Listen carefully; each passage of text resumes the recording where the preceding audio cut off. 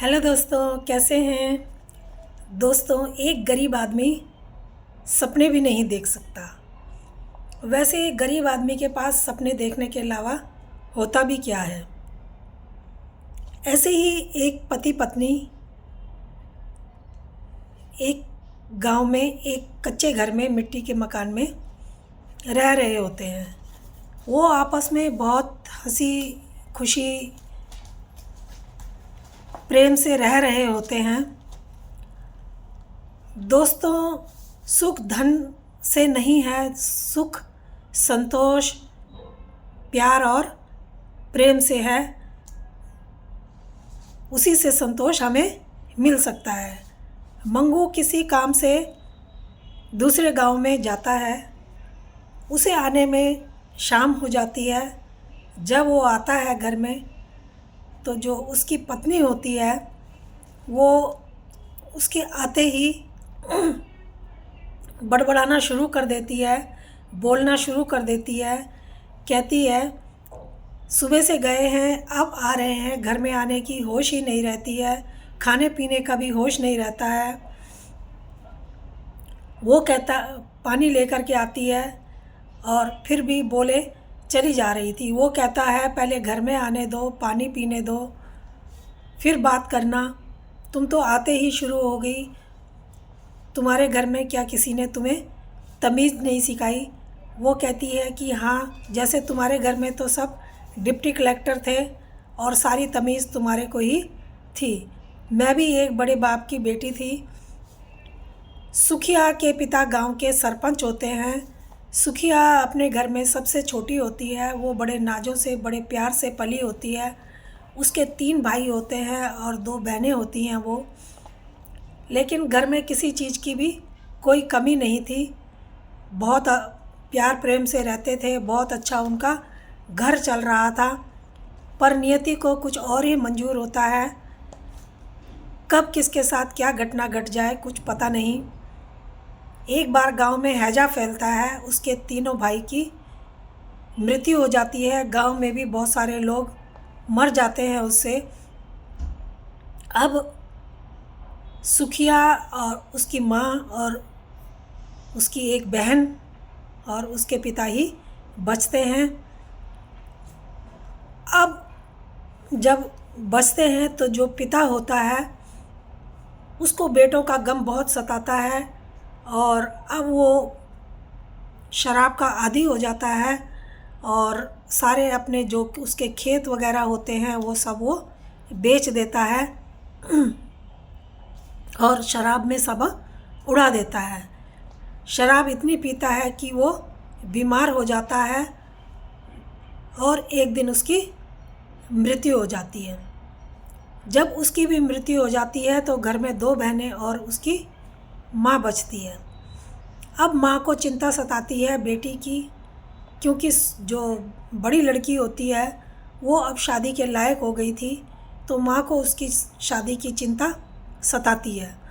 अब माँ उसका एक रिश्ता देख के, एक अधेड़ आदमी होता है गांव में ही, उससे उसका रिश्ता कर देती है। वो अपने घर में चली जाती है। लेकिन दोस्तों, किस्मत वहाँ भी साथ नहीं देती। उसका बच्चा होने वाला होता है, साल भर हो जाता है शादी को। जब तो बच्चा होते समय उसकी माँ और बच्चे की दोनों की मृत्यु हो जाती है। जब उनकी दोनों की मृत्यु हो जाती है तो अब घर में सिर्फ माँ और एक बेटी ही बचे थे। अब दोनों अपना गुजारा किसी तरीके से कर रहे थे। तो माँ सोचती है कुछ टाइम बाद कि अब मेरे पास एक बेटी बची है, मैं इसका भी विवाह कर दूं तो मैं फिर निश्चिंत हो जाऊं। अब माँ जब सुखिया के लिए लड़का ढूंढने लगती है तो एक लड़का उनको मिलता है। जब लड़का मिलता है तो माँ उसकी शादी उससे कर देती है। ठीक ठाक परिवार होता है, मध्यम वर्गीय, उनका गुजारा ठीक से चल ही रहा होता है। तो माँ वहाँ पर उसकी शादी कर देती है। अब सुखिया इतनी भी उनके पास पैसे नहीं थे कि वो ठीक से अपना गुजारा कर पाते, रह पाते। उनकी मिट्टी की एक झोपड़ी थी जिसमें वो रहा करते थे। 2 बीघा उसके खेत थे। अब जिस वो उनका गुजारा ठीक से थोड़ा बहुत चल ही रहा था। तो इतने में जब वहाँ सुखिया जाती है तो सुखिया के एक बेटा पैदा होता है। जब सुखिया का बेटा पैदा होता है तो वो बहुत खुश हो जाते हैं और उस बेटे का पालन पोषण बड़े चाव से करने लगते हैं। अब जब वो बेटे का पालन पोषण कर रहे थे तो थोड़ा वो बड़ा हो जाता है जब, तो अपने पिता के साथ वो खेतों में जाने लगता है और सब्जियां उगाता है। सब्जियां उगा के खेत से ला करके दोनों बाप बेटा बेचा करते थे और उनका गुजर बसर चल रहा था। ऐसे ही अब वो जो उनका बेटा होता है वो थोड़ा बड़ा होता है तो बेटे की शादी भी वो कर देते हैं। बहू आती है, बहू को बड़े लाड प्यार से घर में रखते हैं। कुछ समय बाद उनका पोता भी हो जाता है। सुखिया अपने पोते को बहुत प्यार करती थी। एक दिन उसका नाम सुखिया गीतम रखती है। गीतम से वो बहुत प्यार करती थी और उसे अपने साथ अपनी जहाँ वो जाती है उसको लेके वो जाया करती और जहाँ वो जाती अपने पोते को ले जाया करती। अब जो बेटा होता है सुखिया का वो एक दिन खेत में जाता है और वहाँ पर उसको सांप एक डस लेता है जिससे उसकी मृत्यु हो जाती है। अब मृत्यु हो गई। अब वो बहुत निराश हो गए। वो दोनों बहू और सास बहुत निराश हो जाते हैं और सुखिया चिड़चिड़ी हो जाती है। पोता भी 1 साल का हो जाता है जब धीरे धीरे, और वो अपनी अम्मा के पास ही चिपका रहता था। वो अपने से उसको भी दूर नहीं करती थी। एक बार जब 1 साल से ऊपर हो जाता है तो वो कहती है, बहू कहती है कि अम्मा मैं कुछ दिन के लिए मायके हो आती हूँ, 20-25 दिन बाद लौट आऊँगी, बहुत दिन हो गए मुझे, मैं मायके नहीं गई हूँ। तो वो कहती है कि कोई बात नहीं, तुम तो जाओ, लेकिन मैं इसके बिना, अपने पोते के बिना मैं नहीं रह सकूँगी। तो वो बहू कहती है कि कोई बात नहीं माँ, अम्मा तुम पोते को अपने पास रखो और मैं 20-25 दिन में लौट आऊँगी। अब एक दिन जब काफ़ी दिन हो जाते हैं तो सुखिया अपने आदमी को कहती है कि बहू को गए हुए बहुत दिन हो गए हैं, 2 महीने से ऊपर होने को आए और बहू तो 20-25 दिन के लिए बोल के गई थी, तुम जाके उसको लेके आ जाओ। अब मंगलू जो है वहाँ जाता है और वहाँ पर जा कर के उसके पिता से बातें होती हैं। जब वो बहू को के बारे में पूछता है तो उसके पिता अपनी बेटी भेजने से मना कर देते हैं। कहते हैं अभी बहुत छोटी है और मैं उसकी शादी दूसरी जगह करना चाहता हूँ। और मंगलू फिर जो है खाली हाथ घर अपने लौट आता है। घर में आकर अपनी पत्नी को बताता है और पत्नी भी निराश हो जाती है, लेकिन वो क्या करे। अब पोते को वो अपने साथ में चिपकाए हुए रहती थी, उसको खाना भी अपने हाथ से खिलाती थी। एक दिन मंगलू के पास गांव का एक ठाकुर साहब आते हैं जो कहते हैं कि मंगलू से कि मेरे 60 बीघा ज़मीन है जिसको तुम जोत बो दिया करो और 1/3 तुम रख लेना, बाकी सारा मेरा हो जाएगा।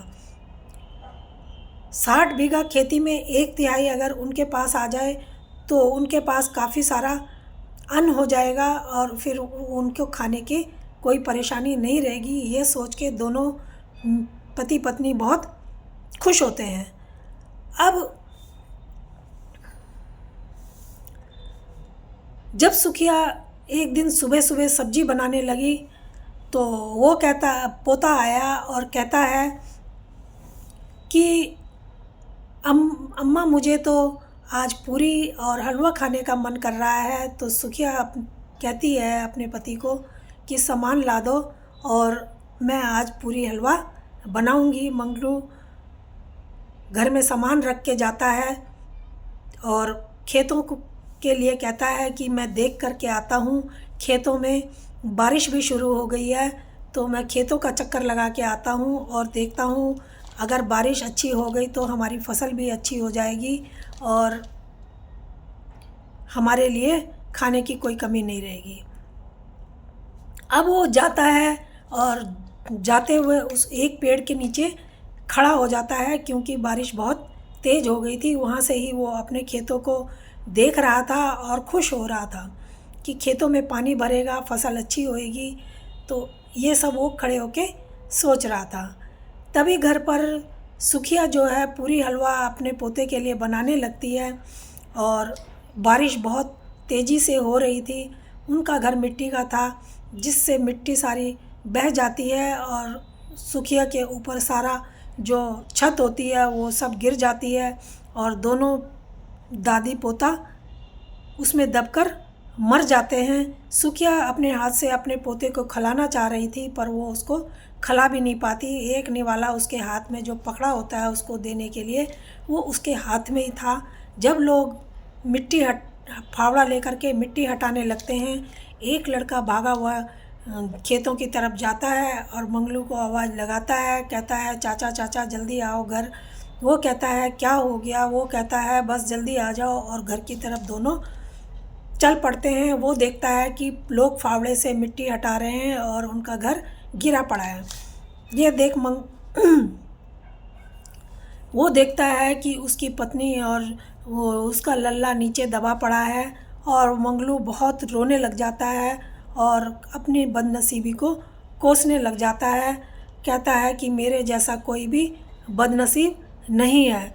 और उसके बाद वो मंगलू जो होता है उससे सहन नहीं होता और वो भी सोचता है कि मेरा तो अब सब कुछ लुट गया, मेरा परिवार सब चला गया, मेरा कुछ नहीं है तो मुझे बचकर भी क्या करना है। और वो एक दिन कुएं में छलांग लगा देता है और अपनी जीवन लीला को वो भी समाप्त कर देता है। और सब लोग देखते रह जाते हैं, रोते हैं। कोई कुछ कह रहा था, देखो गरीब आदमी को भी भगवान चैन से जीने नहीं देता। और कोई कुछ कह रहा था, होनी के आगे दोस्तों किसी की भी नहीं चली, किसी का भी कोई जोर नहीं चला। तो दोस्तों ये कहानी कैसी लगी? अगर अच्छी लगी हो तो प्लीज़ लाइक और सब्सक्राइब ज़रूर करना। धन्यवाद।